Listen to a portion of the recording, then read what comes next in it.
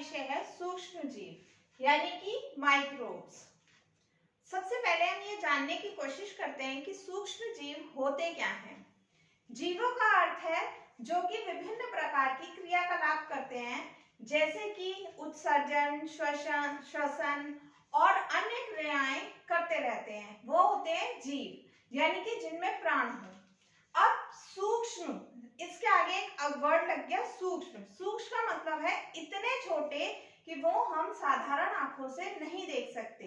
उन्हें देखने के लिए हमें सूक्ष्मदर्शी का प्रयोग करना पड़ता है। सूक्ष्म जीव जो है वो हर समय हमारे आसपास रहते हैं, इसीलिए वैसे हमें नुकसान भी पहुंचाते हैं सूक्ष्म जीव और फायदा भी पहुंचाते हैं। नुकसान ऐसे पहुंचाते हैं कि हम अक्सर बीमार हो जाते हैं, हमें पता भी नहीं चलता, हमें लगता है हमने ऐसा तो कुछ किया भी नहीं फिर भी हम बीमार हो गए। क्यों हो गए? क्योंकि हमारे आसपास हर समय सूक्ष्म जीव मौजूद होते हैं जो कि हमें साधारण आंखों से नहीं दिखते हैं। लेकिन अगर हम सूक्ष्मदर्शी का इस्तेमाल करेंगे तो ये हमें हर जगह मिलेंगे, दीवारों पर, मिट्टी में, हवा में, हर जगह ये सूक्ष्म जीव मिल जाएंगे। तो इनको देखने के लिए हमें सूक्ष्मदर्शी का इस्तेमाल करना पड़ता है, तभी हम इन्हें देख सकते हैं। लेकिन ये सूक्ष्म जीव हमारे जीवन में बहुत ही अहम अपना रोल अदा करते हैं, यानी कि इनका भी एक विशेष स्थान है, क्योंकि सारे सूक्ष्म जीव हमें नुकसान नहीं पहुंचाते, फायदा भी पहुंचाते हैं। ये दोनों चीज करते हैं, हमें नुकसान भी पहुंचाते हैं और फायदा भी पहुंचाते हैं। तो आज हम सबसे पहले यही जानेंगे कि सूक्ष्म जीव कितने प्रकार के होते हैं, क्या होते हैं। तो सबसे पहले हमने ये जाना कि सूक्ष्म जीव वह जीव होते हैं जो कि बहुत ही छोटे होते हैं, जिन्हें हम साधारण आंखों से नहीं देखते, सूक्ष्मदर्शी की मदद से देखते हैं। अब इनके ये कहाँ-कहाँ पाए जाते हैं? सूक्ष्म जीव हर जगह पाए जाते हैं, यूबिक्यूटस यानी कि हर जगह पाए जाने वाले जंतु। ये हर जगह पाए जाते हैं, जैसे कि हवा में, पानी में, मिट्टी में। इवन ये उन जगहों पर भी पाए जाते हैं जहां पर कि जीवन संभव नहीं होता है, जैसे कि बहुत ही ठंडी जगहों पर, बर्फ में भी सूक्ष्म जीव मिलेंगे, या फिर बहुत गर्म जगह पर, या जहां पर कि टेम्परेचर बहुत ज्यादा रहता है, ऐसी जगहों पर भी मिलेंगे जहां एसिडिक एनवायरनमेंट होता है, यानी कि अम्लीय होता है, वहां पर भी मिलेंगे। बहुत ज्यादा नमक में भी मिल जाएंगे ये हमें। तो किसी भी तरह का तापमान वातावरण हो, उसमें हमें सूक्ष्म जीव मिलते हैं और ये विभिन्न प्रकार के होते हैं। तो सबसे पहले हम जानते हैं सूक्ष्म जीवों का वर्गीकरण। सूक्ष्म जीवों का वर्गीकरण।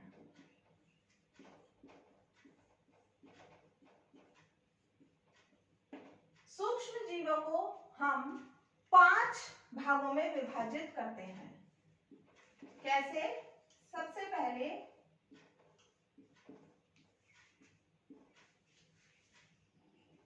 जीवाणु यानी कि बैक्टीरिया, दूसरा विषाणु, वायरस, तीसरा है प्रोटोजोआ,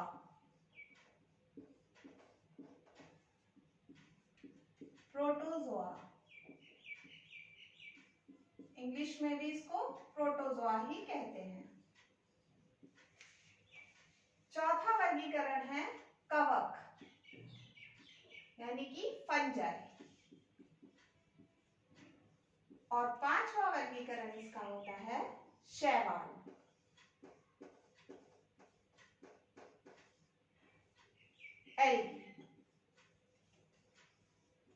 तो हम सूक्ष्म जीवों को 5 में विभाजित करते हैं: जीवाणु, विषाणु, प्रोटोजोआ, कवक और शैवाल। सबसे पहले हम बात करेंगे जीवाणु की। जीवाणु क्या होते हैं, कैसे होते हैं? जीवाणु जो हैं वो एक कोशिकीय जीव होते हैं, एक कोशिका से मिलकर बनते हैं, इसीलिए इन्हें एक कोशिकीय जीव कहते हैं। ये एक कोशिकीय होते हैं।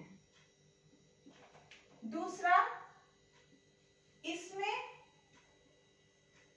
केंद्रक नहीं पाया जाता, इसमें केंद्रक नहीं पाया जाता।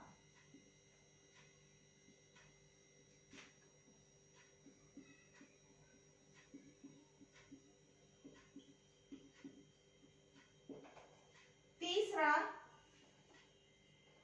यह हर स्थान पर मिलते हैं, हर स्थान पर मिलते हैं।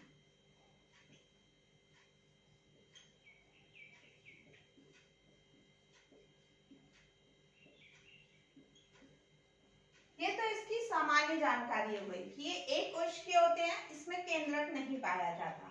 अब इसके स्ट्रक्चर यानी कि संरचना की बात कर लेते हैं। विषाणु जो है इसमें केंद्रक नहीं होता। केंद्रक मीन्स जिसकी बाहर वॉल हो, यानी कि इसमें सिर्फ जेनेटिक मटेरियल होता है जिसको हम न्यूक्लियोइड बोलते हैं। साइटोप्लाज्म इसमें प्रेजेंट होता है, साइटोप्लाज्म में प्लाज्मिड्स होते हैं।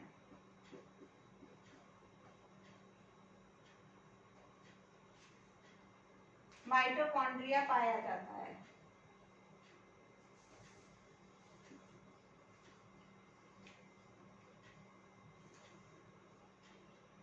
सेल मेम्ब्रेन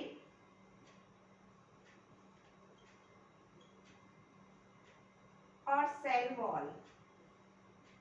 सेल वॉल जो है वो म्यूरिन की होती है। म्यूरिन एक पेप्टिडोग्लाइकन है जो कि शुगर और न्यूक्लिक अम्ल से मिलकर बनता है। इसके चारों तरफ एक सख्त सी दीवार बन जाती है जिसको हम कैप्सूल कहते हैं। ये कैप्सूल कहलाता है।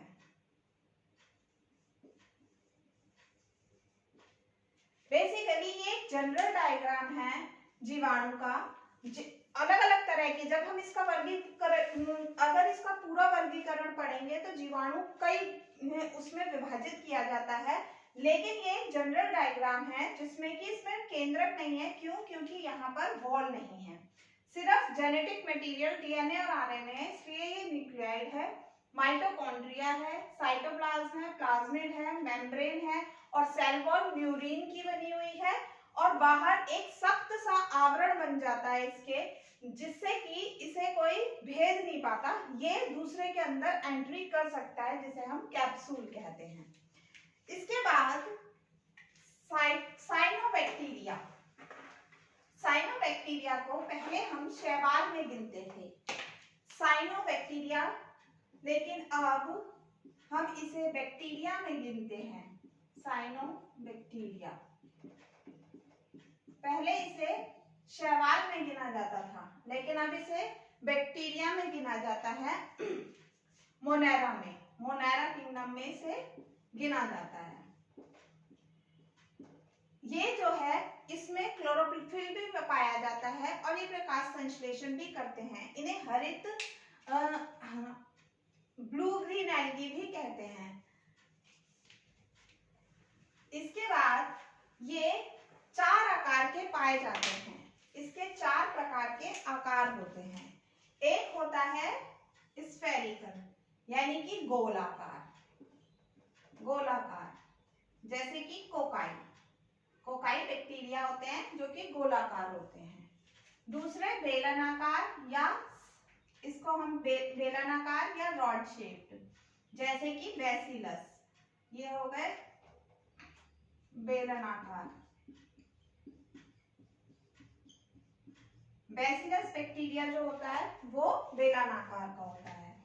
तीसरे होते हैं हमारे सर्पाकार या स्पाइरल, जो सर्प के आकार के होते हैं, सर्पाकार। और चौथा प्रकार होता है हमारा कॉमा जैसी शेप होती है, जैसे कॉमा कहीं हम इस तरह से लगा देते हैं, इस शेप के होते हैं, कॉमा आकार। जैसे कि विब्रियो। कॉलरा जो होता है वो कॉमा आकार का होता है।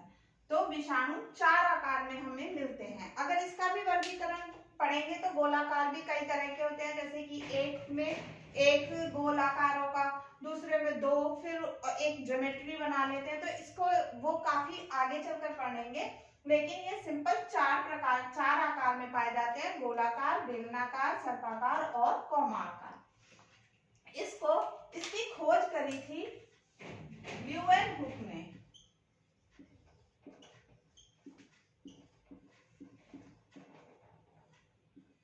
इसकी खोज ल्यूवेनहुक ने करी थी।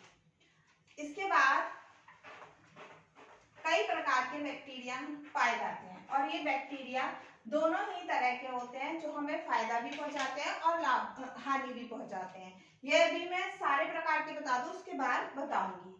इसके बाद अब हम बात करते हैं दूसरे नंबर विषाणु की।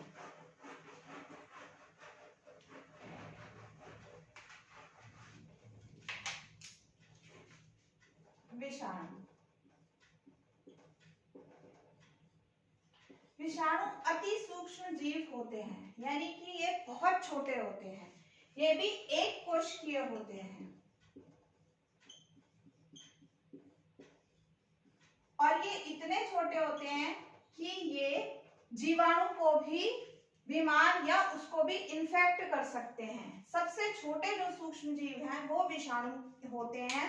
इसीलिए विषाणु से फैलने वाली बीमारियों को जल्दी से हम काबू नहीं पा सकते, क्योंकि ये इतने छोटे होते हैं कि जब तक हम इसे देख पाते हैं, समझ पाते हैं, तब तक ये अपना पूरा प्रभाव कर चुके होते हैं। जैसे कि बहुत सारी विषाणु से होने वाली बीमारियां अभी जो तुरंत में ही पेंडेमिक बीमारी फैली थी कोविड-19, वो एक विषाणु से होने वाली बीमारी थी। उसको रोक पाना इसीलिए मुश्किल हो गया था क्योंकि वो विषाणु से होने वाली बीमारी थी, और विषाणु इतने छोटे होते हैं कि इनकी खोज करने के लिए हमें काफी लंबा समय लगता है। इसको पूरा देखने के लिए, करने के लिए हमें विशेष प्रकार के यंत्रों का इस्तेमाल करना पड़ता है, जो कि हर जगह मौजूद नहीं होते, और होने पर भी इसकी अवस्थाओं को पहचानना पड़ता है। अच्छा, कोविड-19 इतना खतरनाक इसलिए हो गया क्योंकि वो अपना आकार बदलता रहता था।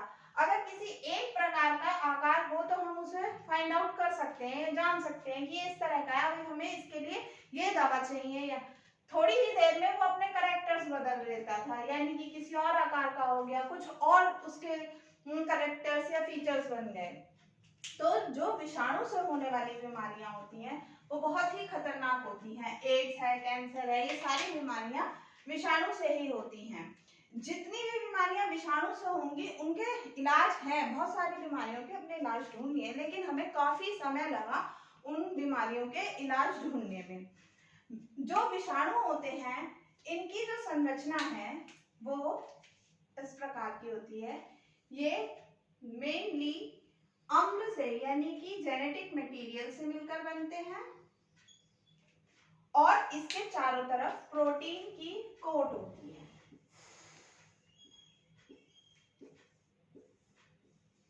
प्रोटीन और न्यूक्लिक अम्ल से मिलकर कोई भी विषाणु बनता है। प्रोटीन,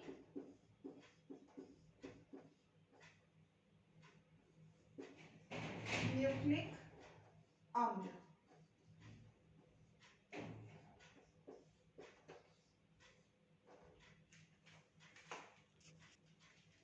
और बाहर एक एनवेलप पाया जाता है। तो बेसिकली विषाणु जो हैं वो 2 चीजों से मिलकर बनते हैं, न्यूक्लिक अम्ल और प्रोटीन से।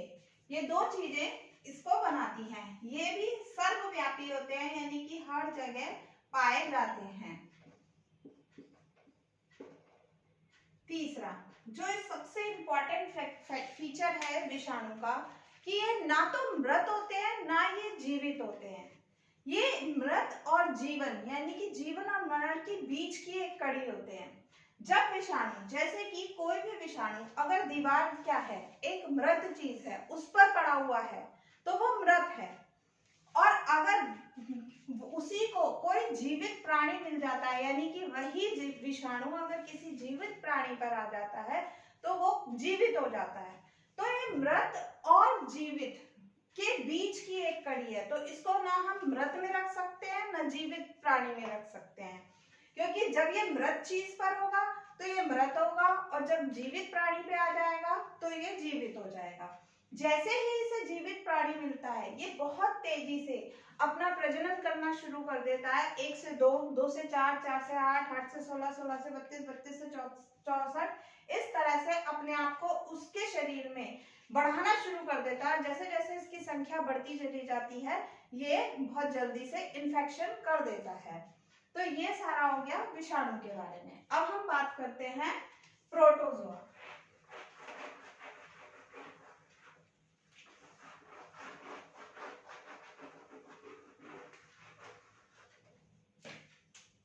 तीसरा प्रोटोजोआ।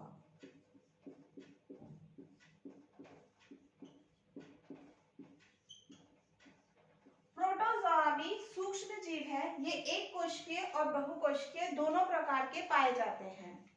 प्रोटोजोआ भी सर्वव्यापी होते हैं, हर जगह पाए जाते हैं। प्रोटोजोआ जो हैं वो परजीवी के रूप में पाए जाते हैं, यानी कि ये अपना जीवन दूसरों पर जीते हैं, यानी कि दूसरों पर निर्भर होते हैं। ये परजीवी होते हैं। एक कोशिकीय सर्वव्यापी, एक कोशिकीय सर्वव्यापी, व्यापी और परजीवी।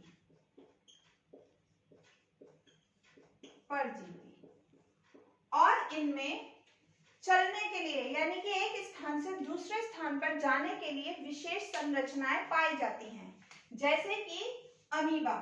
अमीबा को अमीबा इसलिए कहते हैं, अ मीन्स नहीं और मीबा मीन्स आकार। जिसका कोई आकार ना हो उसे हम कहते हैं अमीबा। अमीबा में जो इसके टेंटेकल्स हैं वो यानी कि कूटपाल ये आगे की तरफ बढ़ जाएंगे और बाकी का भी पीछे का बॉडी का स्ट्रक्चर आगे आ जाएगा। इस तरह से ये चलता है। फिर ये थोड़ा सा और आगे बढ़ जाएगा, फिर इसके कूटपाल जो है वो और आगे की तरफ बढ़ेंगे और ये आगे इस तरह से बढ़ता चला जाएगा।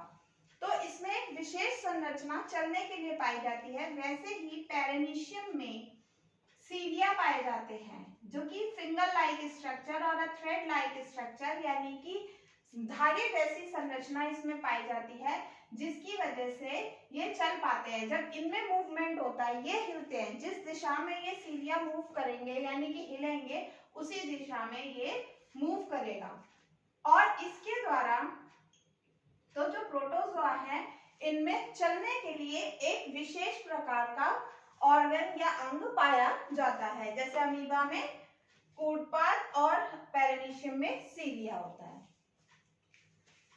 अब कुछ एंटामोeba हिस्टोलिटिका, ये भी एक प्रोटोजोआ है जो कि पेचिश रोग करता है।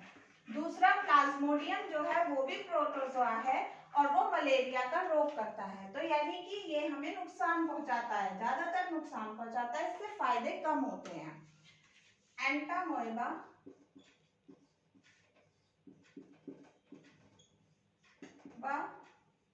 हिस्टोलिटिका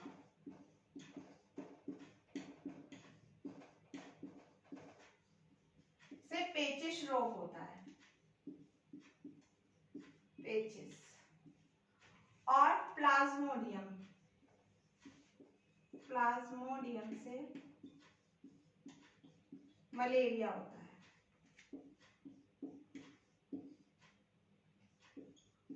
अब लेकिन कहते हैं कि मलेरिया मच्छर के काटने से होता है और यहाँ मैं कह रही हूँ कि प्रोटोजोआ से मलेरिया होता है। तो ये जो प्लाज्मोडियम है, प्लाज्मोडियम वाइवेक्स नामक प्रोटोजोआ से हमें मलेरिया रोग होता है।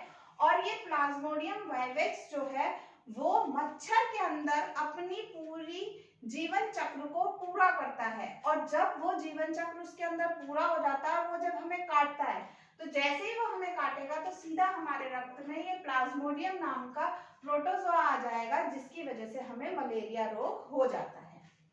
अब इसकी बात करते हैं कवक।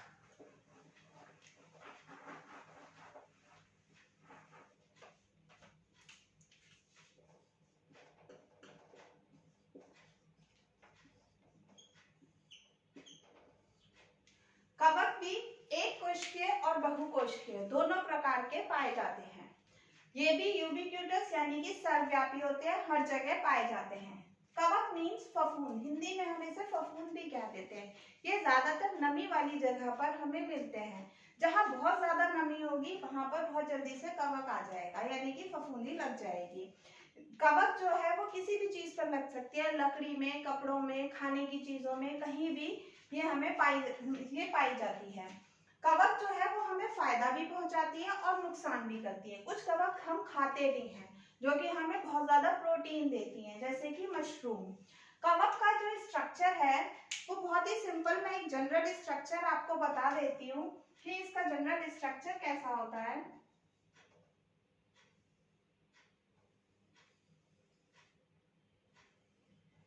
इसमें एक फ्रूटिंग बॉडी होती है। अगर मैं एक सिंपल सा डायग्राम बनाऊं तो ये जो है वो फ्रूटिंग बॉडी है।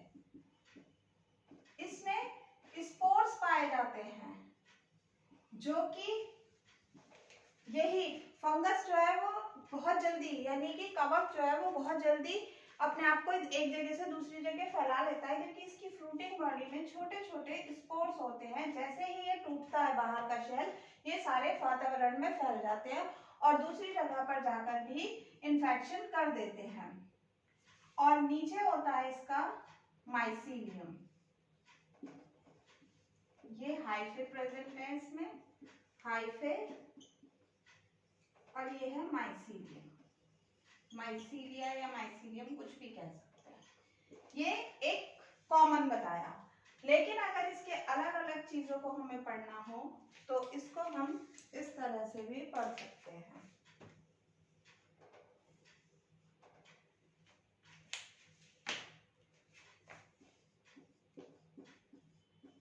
ये है sporangiospores, sporangiospores.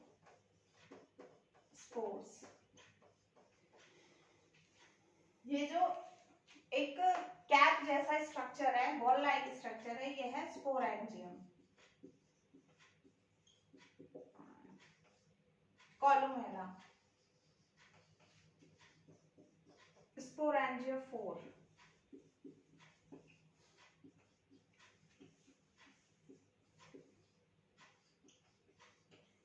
Aseptate, hyphae. Aseptate का मतलब हाइफे में मतलब कोई भी बीच में कनेक्शंस नहीं है, यानी कि ए मींस नहीं, सेप्टा मींस एक पर्दे जैसी संरचना जो कि नहीं पाई जाती, इसीलिए इसको हम बोल रहे हैं एसेप्टेट हाइफे।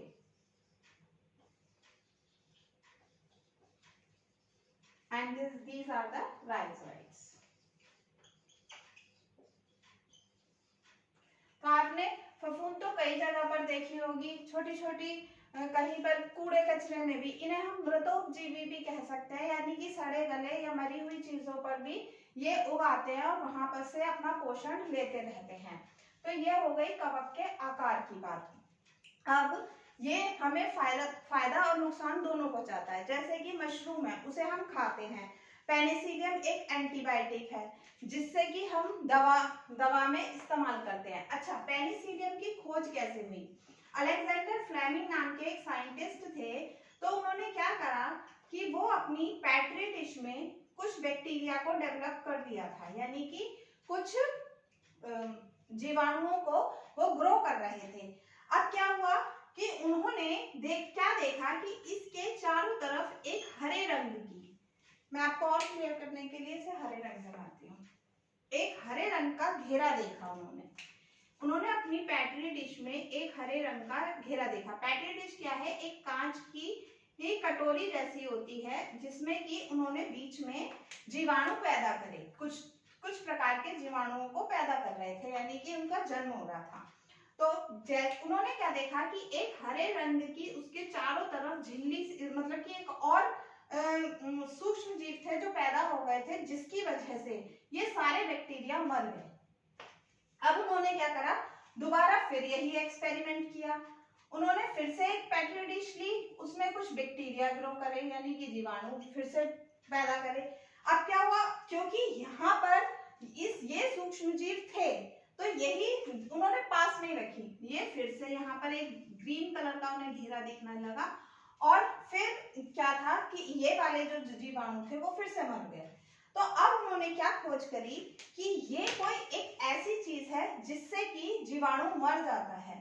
तो जब उन्होंने देखा तो उन्हें एक स्वीप लाइक स्ट्रक्चर दिखा, यानी कि झाड़ू जैसी संरचना दिखी, इस तरह की झाड़ू जैसी संरचना दिखी जिसपे कि बहुत सारे सेपरेट्स लगे हुए थे। और उन्होंने देखा कि ये एक चीज है, तब उन्होंने उसको नाम दिया पेनिसिलियम, यानी पेनिसिलियम नाम दिया। और तब पता चला कि अगर ये इस तरह के जीवाणु कोई नुकसान पहुंचाता है तो अगर हम ये वाली चीज इस्तेमाल करेंगे, यानी कि इस कवक का इस्तेमाल करेंगे तो हम इसको मार सकते हैं। तब पेनिसिलियम की खोज हुई, जो कि अलेक्जेंडर फ्लेमिंग ने करी थी।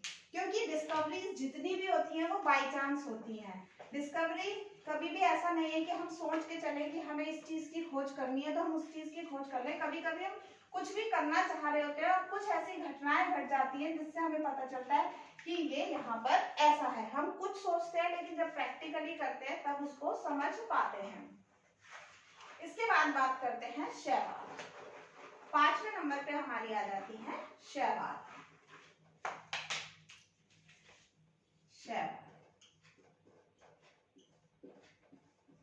शैवाल यानी कि एल्गी। एल्गी भी सर्वव्यापी हैं। एक कोशिकीय बहुकोशिकीय दोनों होती हैं, हर जगह पर मिल जाएंगी, ज्यादातर नमी वाली जगहों पर मिलती हैं। और हमारी पृथ्वी पर सबसे ज्यादा हरे पेड़ पौधों में अगर देखा जाए तो शैवाल ही मिलती है, क्योंकि हमारी पृथ्वी पर सिर्फ 1/4 भाग में पृथ्वी है, बाकी 3/4 भाग में समुद्र है और पूरा समुद्र शैवाल से भरा हुआ है। हमारी पृथ्वी पर जो ऑक्सीजन जो सबसे ज्यादा आती है वो हमें शैवाल से ही मिलती है, क्योंकि ये सबसे ज्यादा मात्रा में है। तो समुद्र में जितनी भी काई है यानी शैवाल है वो क्या करते हैं, ऑक्सीजन देते हैं हमें। तो सबसे ज्यादा ऑक्सीजन प्रोड्यूसिंग, एक जनरल नॉलेज का भी क्वेश्चन है, अगर आपसे ये पूछा जाए कि सबसे ज्यादा ऑक्सीजन हमें कहाँ से मिलती है तो हमें कई सारे पेड़ों के नाम और शैवाल अगर उस ऑप्शन में है तो हम हमेशा शैवाल लगाएंगे, क्योंकि ये सबसे ज्यादा मात्रा में और सबसे ज्यादा ऑक्सीजन हमारी पृथ्वी पर रिलीज करते हैं। अब शैवाल के अगर आकार की बात करें तो ये इनका कोई आकार नहीं होता, यानी कि ये जड़, तना, पत्ती या जड़, तना और पत्ती में विभाजित नहीं होते। एक थैलस लाइक स्ट्रक्चर होता है, यानी कि कैसा भी एक आकार होगा जो कि ना तो इसमें पत्ती होगी ना तना होगा और ना इसमें जड़ पाई जाती है। नीचे राइजोइड्स होते हैं। जड़ की जगह क्या होते हैं, पतली पतली बालों जैसी या रेशे जैसी संरचना होती है जिसको हम राइजोइड बोलते हैं। और ऊपर से किसी भी अंग में विभाजित नहीं होता, ना पत्ती ना तना, किसी भी चीज में ना इस पे कुछ और फल लग रहा है ना कुछ हो रहा है, तो इसे हम बोलते हैं थैलस। तो जिसका जो कि अलग अलग अंगों में विभाजित नहीं है उसे हम शैवाल कहते हैं। शैवाल जो है वो हमें बहुत फायदा पहुंचाती है, क्योंकि ज्यादातर शैवाल हमें फायदा पहुंचाती है, बहुत कम ऐसी हैं जिससे कि हमें नुकसान होता है। सबसे पहला फायदा तो ये हमें सबसे ज्यादा ऑक्सीजन दे रही है। दूसरी चीज, इसमें ज्यादातर शैवाल में बहुत ज्यादा मात्रा में प्रोटीन पाया जाता है। क्लोरेनिन हो गया, कारा हो गया, ये सारी सबसे ज्यादा प्रोटीन की मात्रा इनमें पाई जाती है। और इस प्रोटीन से ही ये प्रोटीन हम कई बार पेशेंट्स को भी देते हैं। स्पाइरुलिना हो गया और ये सारी, जब हम क्लोरेला जो है जब हम स्पेस में जाते हैं तो वहां पर हम खाना तो खा नहीं सकते, क्योंकि खाना तो वहां खाया इसलिए भी नहीं सकते, ग्रेविटी नहीं है, डाइजेशन नहीं होगा। तो वहां हम इन्हीं शैवालों की टैबलेट्स बना के ले जाते हैं और वो टैबलेट खाकर हम अपना काम चलाते हैं। तो ये हमारे लिए बहुत ही फायदेमंद होती है। थोड़ी बहुत ऐसी होती है जो कि हमें नुकसान पहुंचा देती है। अब हम इसके बाद बात करते हैं कि ये जो सूक्ष्म जीव हैं क्या ये सारे हानिकारक ही हैं? नहीं, सूक्ष्म जीव हमारे लिए बहुत ज्यादा फायदा भी करते हैं। तो पहले हम सूक्ष्म जीवों के लाभ के बारे में पढ़ेंगे। सूक्ष्म जीवों से लाभ।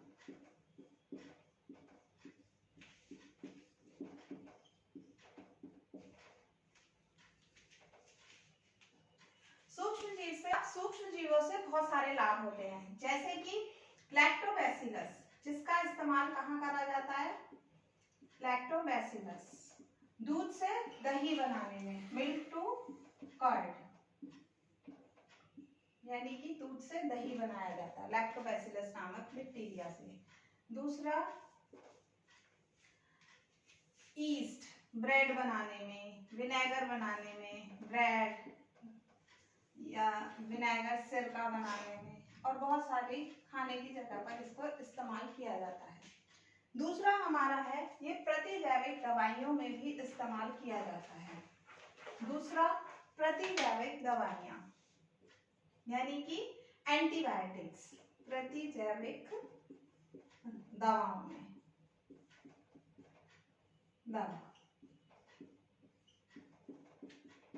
एंटीबायोटिक्स। पहला तो जैसे हमने पढ़ाई था पेनिसिलियम, स्ट्रेप्टोमाइसिस,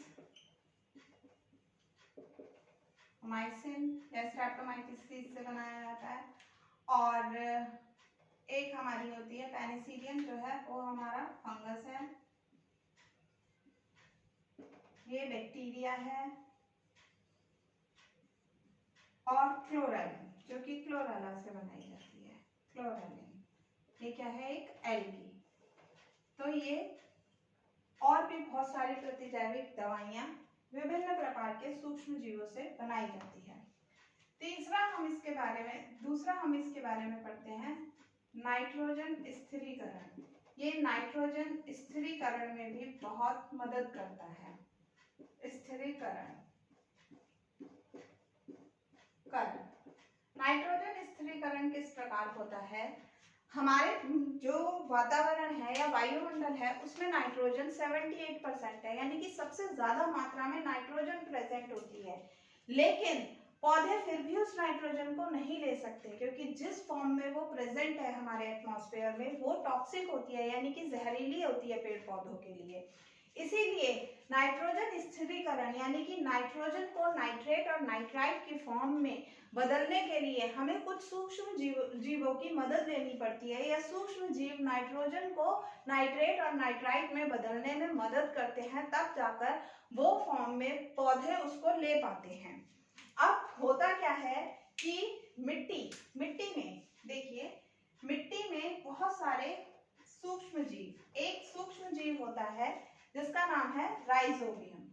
राइजोबियम नाम का जो सूक्ष्म जीव है वो मिट्टी में फ्री फॉर्म में पाया जाता है, यानी कि बहुत सारा होता है। लेकिन ये नाइट्रोजन को नाइट्रेट में तब कन्वर्ट करता है जबकि पौधे के अंदर ही जाकर ये नाइट्रोजन को नाइट्रेट में कन्वर्ट करता रहता है। अब करता कैसे है कि बहुत सारे पेड़ पौधे ऐसे होते हैं, जैसे ज्यादातर दालें, मूंग, अरहर, चना, सब में क्या होता है? जड़ों में नोड्यूल्स पाए जाते हैं, रूट नोड्यूल्स या गांठें पाई जाती हैं, जिन्हें कि इन गांठों को हम रूट नोड्यूल्स या गांठें कहते हैं, जिसमें कि एक पदार्थ मिलता है जिसे हम लैग हीमोग्लोबिन कहते हैं। लैग हीमोग्लोबिन होने की वजह से इसमें से बहुत सारे फ्लेवोनॉइड्स निकलते हैं। फ्लेवोनॉइड्स क्या करते हैं? अब मैं आपको यहाँ पर समझाती हूँ सही से। ये फ्लेवोनॉइड्स जितने भी मिट्टी में राइजोबियम बैक्टीरिया है उसको अपनी तरफ अट्रैक्ट करते हैं, यानी कि फ्लेवोनॉइड्स जब रिलीज होते हैं तो जितने भी बैक्टीरिया हैं वो सारे इसकी तरफ अट्रैक्ट होने लगते हैं, उस पौधे की जड़ की तरफ। तो यहाँ से जैसे जो रूट नोड्यूल्स हैं वहां से एक फ्लेवोनॉइड्स रिलीज हो रहे हैं, और उनसे जितने भी राइजोबियम बैक्टीरिया हैं वो सारे आकर इसके पास रूट थ्रेड के पास, यानी कि रूट हेयर के पास आकर लग जाते हैं। अब क्या करते हैं? धीरे धीरे ये इसमें इन्फेक्शन थ्रेड बना देते हैं, इन्फेक्शन थ्रेड, जो कि कॉर्टेक्स तक जाता है, यानी कि पौधे की कॉर्टेक्स तक जाता है। अब यहाँ से एंट्री हो गई रूट के लिए। अब यहाँ से ये राइजोबियम बैक्टीरिया इसके अंदर जाने लगते हैं, और यहाँ से जब ये जाने लगते हैं तो यहाँ पर ये कर्ल हो जाता है, यानी कि इन्फेक्शन थ्रेड जो है वो थोड़ा सा कर्ल फॉर्म में आ जाएगा, यानी कि जैसे किसी चीज को पकड़ने के लिए हमें उंगलियां मोड़नी पड़ती हैं, ऐसे ये कर्ल हो जाता है बैक्टीरिया इसमें से होकर कॉर्टेक्स तक जाने लगते हैं और ये पौधे के अंदर नाइट्रोजन को नाइट्रेट में कन्वर्ट करते रहते हैं, जिससे कि पौधे को नाइट्रोजन मिल जाता है। ये पूरा प्रोसेस क्या है? नाइट्रोजन स्थिरीकरण। लेकिन ये नाइट्रोजन स्थिरीकरण राइजोबियम बैक्टीरिया के थ्रू सिर्फ उन पौधों में होता है जिसमें रूट नोड्यूल्स पाए जाते हैं, यानी कि गांठें पाई जाती हैं और उसमें लैग हीमोग्लोबिन हो। ये ज्यादातर दालों में, यानी कि दाल और लेग्यूम्स, पल्सेस एंड लेग्यूम्स में ही मिलता है। इसके अलावा भी तो पेड़ पौधे हैं, फिर उनका नाइट्रोजन स्थिरीकरण कैसे होता है? एक और बैक्टीरिया का है एजोटोबैक्टर। एजोटोबैक्टर जो है फ्री फॉर्म में प्रेजेंट होता है मिट्टी में। ये मिट्टी में स्वतः ही क्या करता है कि जो भी नाइट्रोजन है उसको नाइट्रेट और नाइट्राइट में तोड़ता रहता है। इसके अलावा साइनोबैक्टीरिया भी प्रेजेंट होते हैं। साइनोबैक्टीरिया भी मिट्टी में पाया जाता है। ये कई प्रकार के होते हैं, जैसे कि बैक्टीरिया, जैसे कि नॉस्टॉक, एनाबेना,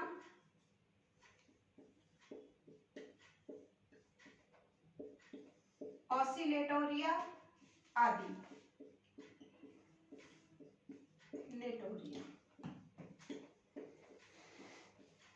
ये जितने भी साइनोबैक्टीरिया हैं ये सब ज्यादातर चावल की खेती में पाए जाते हैं और ये वहां पर प्रेजेंट रहते हैं और वहां पर नाइट्रोजन को नाइट्रेट से नाइट्राइट में कन्वर्ट करते रहते हैं। इस तरह से सूक्ष्म जीव जो है, पहला हमें दही जमाने में इस्तेमाल करते हैं, दवाइयों में इस्तेमाल करते हैं, बहुत सारे खाने की चीजों में इस्तेमाल करते हैं। दूसरा, इससे प्रतिजैविक दवाइयां बनाई जाती हैं। तीसरा, नाइट्रोजन स्थिरीकरण किया जाता है।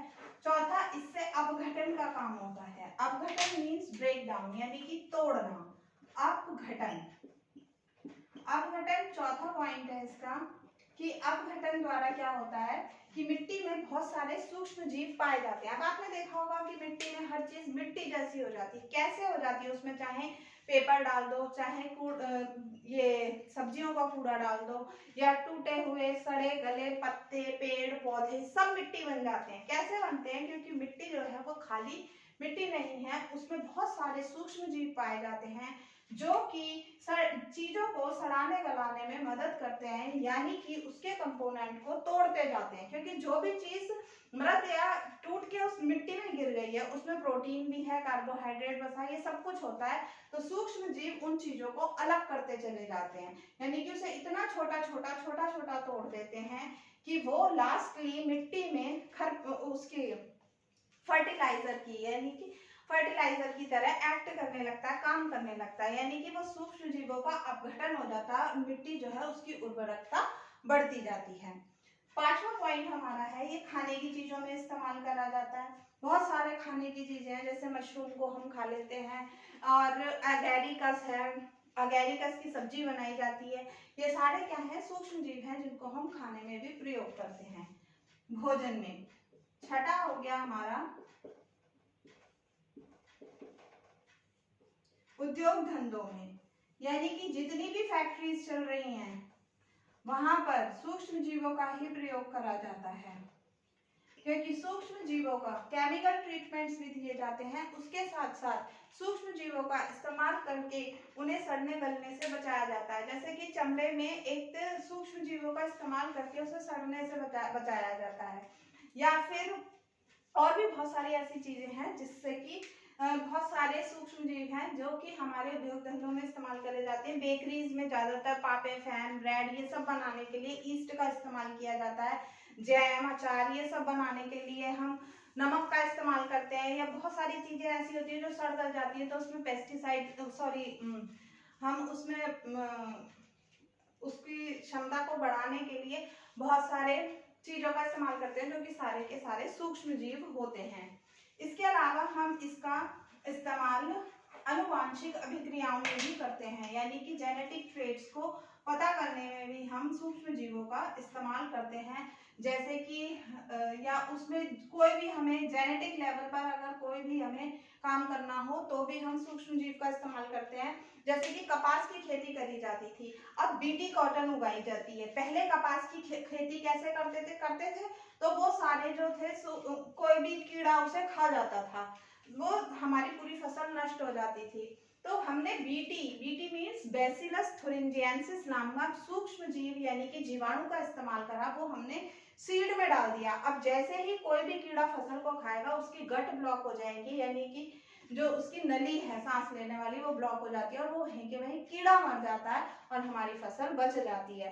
तो इस तरह से हम जेनेटिकली अनुवांशिक अभिक्रियाओं में भी इसका इस्तेमाल कर पाते हैं। इसके अलावा बैंगन की खेती भी आजकल बीटी ब्रिंजल भी आता है, बैसिलस थुरिंजिएंसिस। बीटी का मतलब एक जीवाणु का नाम है, बैसिलस थुरिंजिएंसिस, जो कि गट को ब्लॉक कर देता है। अगर कोई भी कीड़ा हमारी फसल को नुकसान पहुंचाएगा, जैसे ही वो उसे फर्स्ट बाइट करेगा तो उसकी गट ब्लॉक होगी और वो मर जाएगा। तो ये थे सारे सूक्ष्म जीवों से होने वाले लाभ। अब इसके बाद हम पढ़ते हैं हानियों के बारे में।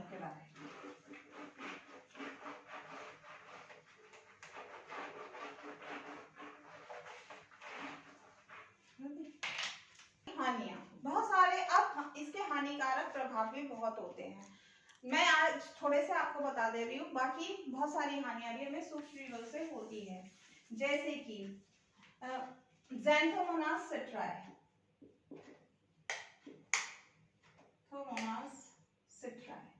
ये एक इससे ज़ैंथोमोनास ये सिट्रस ऑफ कैंकर करता है, यानी कि सिट्रस ऑफ कैंकर नींबू के पत्तों पर बहुत हार्ड सा स्ट्रक्चर बना लेता है और उसको खराब कर देता है। ज़ैंथोमोनास सिट्राई की वजह से होता है। और thiobacillus denitrificans, bacillus denitrificans converts nitrogen into ammonia, यानी कि नाइट्रोजन को अमोनिया में कन्वर्ट कर देता है। और पौधों को किस फॉर्म में चाहिए होता है? नाइट्रेट और नाइट्राइट की फॉर्म में। तो ये हानिकारक हो गया क्योंकि ये नाइट्रोजन को अमोनिया में बदल रहा है और अमोनिया में बदलते ही हमारे जो पौधा है वो मर जाएगा क्योंकि वो अमोनिया के फॉर्म में नहीं लेता है। तीसरा पक्सीनिया ग्रामिनेस, जो कि वीट में हो जाता है। पक्सीनिया ग्रामिनेस वीट में ब्लैक कलर का, उसको ब्लैक पाउडर में कन्वर्ट कर देता है, जिससे कि पूरा गेहूं खराब हो जाता है। फाइटोप्थोरा इन्फेस्टेंस, यानी कि blight of potato, Phytophthora infestans, blight of potato, यानी कि आलू में कभी आपने देखा हो अंदर रेड कलर का आलू हमें कई बार ही दिखने लगता है, तो वो क्या करता है, उस तरह से आलू खराब हो जाता है। तो वो कौन सी, ये फंगस फाइटोप्थोरा इन्फेस्टेंस उसको खराब कर देती है। पांचवा पॉलीपोरस अगर लकड़ी में लग जाए तो लकड़ी जो है वो सड़ जाती है, damage the wood, polyporus the wood. इस प्रकार से बहुत सारे ऐसे हैं, मैं अगली क्लास में इसी के बारे में बताऊंगी कि सूक्ष्म जीवों से जानवरों में और पौधों में कौन कौन सी बीमारी होती है, मनुष्य में कौन कौन सी बीमारी होती है। कुछ हानिकारक सूक्ष्म जीव भी मैंने आपके सामने बता दिए कि इनसे कौन कौन सी बीमारी होती है। ज़ैंथोमोनास से नींबू में बीमारी हो जाएगी, थायोबैसिलस से हमारा नाइट्रोजन अमोनिया में बदल जाएगा तो पेड़ों के लिए वो सही नहीं रहेगा। पक्सीनिया ग्रामिनेस वीट को इन्फेक्ट करता है। Phytophthora infestans blight of potato, यानी कि पोटैटो को इन्फेक्ट करता है। पॉलीपोरस से वुड डैमेज हो जाती है। तो इसी प्रकार से बहुत सारे सूक्ष्म जीव हैं जो कि हर चीज को डैमेज करते रहते हैं। अब इन हानियों से हम बचा भी सकते हैं, इन सूक्ष्म जीवों से हम अपनी चीजों को बचा भी सकते हैं। उसके कई सारे तरीके हैं, जैसे कि आपने देखा हम कोई भी खाने की चीज अगर रखें तो वो सड़ या गल जाती है, लेकिन अचार बनाते हैं तो उसे तो हम साल भर भी इस्तेमाल कर लेते हैं। कैसे इस्तेमाल कर लेते हैं? हम उसमें नमक की मात्रा अधिक डालते हैं, मसाले डालते हैं। तेल और नमक के इस्तेमाल से क्या है, हम सूक्ष्म जीव की ग्रोथ नहीं होने देते हैं। दूसरा चीज है हमारा स्टरलाइजेशन प्रोसेस, यानी कि किसी भी चीज को स्टरलाइज कर देते हैं। स्टरलाइजेशन का प्रोसेस हम दूध को बचाने में भी करते हैं और उसको पेस्चराइजेशन भी कहते हैं। उस दूध को हम स्टरलाइज भी कर लेते हैं। स्टरलाइज मीन्स चाहे हम हीट के थ्रू हम किसी चीज को बचाते हैं। जैसे कि हम लैब में बहुत सारे ग्लासवेयर्स को इस्तेमाल करते हैं, बहुत सारी कांच की चीजें होती है जिन्हें हम इस्तेमाल करते हैं, उसमें फंगस भी ग्रो करते हैं, वायरस बैक्टीरिया सब ग्रो करते हैं। फिर उसको साफ कैसे करते हैं, हम क्या करते हैं, लैमिनार फ्लो एक मशीन होती है जिसमें कि यूवी रेज पड़ती है, उसमें हम अगर आधा घंटा अपने मटेरियल को वॉश करके रख देते हैं और तो वो उसमें से जितने भी माइक्रोब्स होंगे यानी कि सूक्ष्म जीव होंगे वो वहां से हट जाएंगे, बिल्कुल साफ हो जाएंगे, मर जाएंगे जो बचेंगे। या दूसरा प्रोसेस होता है ऑटोक्लेव। ऑटोक्लेव में हम क्या करते हैं कि चीजों को, autoclave is just like a cooker की तरह इस्तेमाल किया जाता है और वो काफी बड़ा सा होता है, उसमें प्रेशर मेंटेन किया जाता है जिससे कि सूक्ष्म जीव जो है वो खत्म हो जाते हैं। इसीलिए कहा जाता है कि ज्यादातर सब्जियां हमें, खासकर बरसात के मौसम में सब्जियां हमें कुकर में बनानी चाहिए, क्योंकि उसमें हीट और प्रेशर दोनों चीजें होती है जिसकी वजह से सूक्ष्म जीव जो है वो खत्म हो जाते हैं, मर जाते हैं।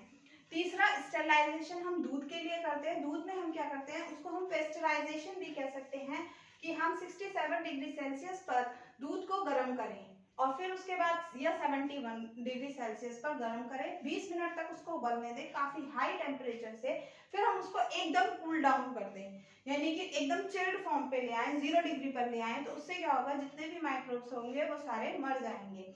तो एक ये तरीका हो सकता है। तीसरा तरीका हमारा ये भी हो सकता है कि हम किसी भी चीज को बचाने के लिए, जैसे चमड़े की चीज है उस पर तेल लगा कर रखें तो उस पर जो है सूक्ष्म जीव अपना प्रजनन नहीं कर पाएंगे। नमक के इस्तेमाल से कर सकते हैं या एसिड ट्रीटमेंट भी कर सकते हैं। किसी किसी चीज में हम टाटरी वगैरह का इस्तेमाल करते हैं जिससे कि वो खराब नहीं होती। नींबू का इस्तेमाल करते हैं कहीं कहीं, तो थोड़ा सा एसिडिक मीडियम बनाने से भी हम सूक्ष्म जीवों की ग्रोथ को रोक सकते हैं।